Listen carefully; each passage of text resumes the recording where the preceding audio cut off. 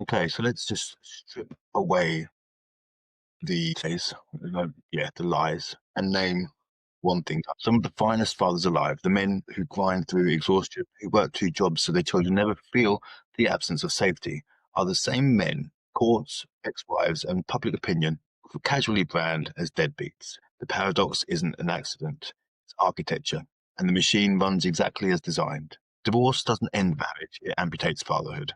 The moment the papers are signed, he isn't reclassified, he's demoted. Not because he become the worst parent, but because the system still insists on treating motherhood as a default competence and fatherhood as a hypothesis requiring extra proof.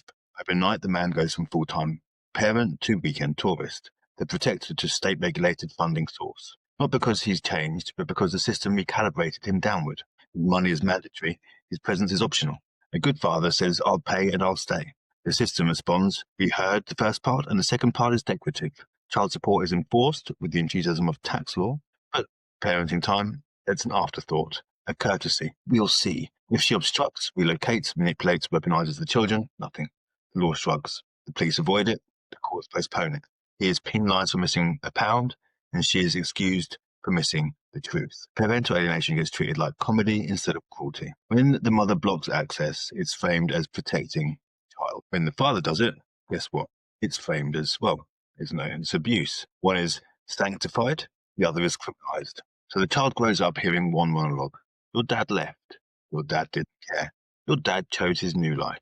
Meanwhile, their father was in a courthouse corridor begging for the universe for 3 more hours a week with his own DNA.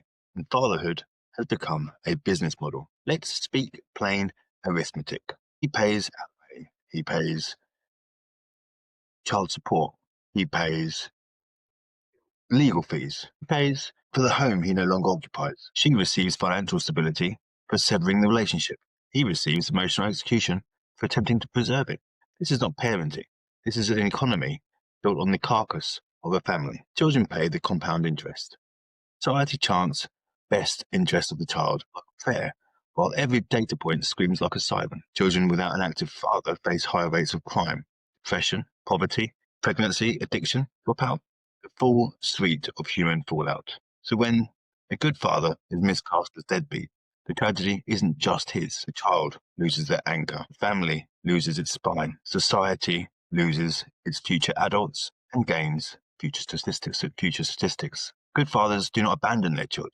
They are abandoned by a system that would rather preserve its rituals than their relationships. The world has confused deadbeat dads with defeated men, men who walked into courtrooms armed with hope and walked out with visitation schedules that fit on a business card. Deadbeats are rare, but dismantled, demoralized, self-wounded fathers are everywhere, quietly surviving the sentence handed down by a culture that still hasn't learned the difference between a man who won't show up and a man who was never allowed to.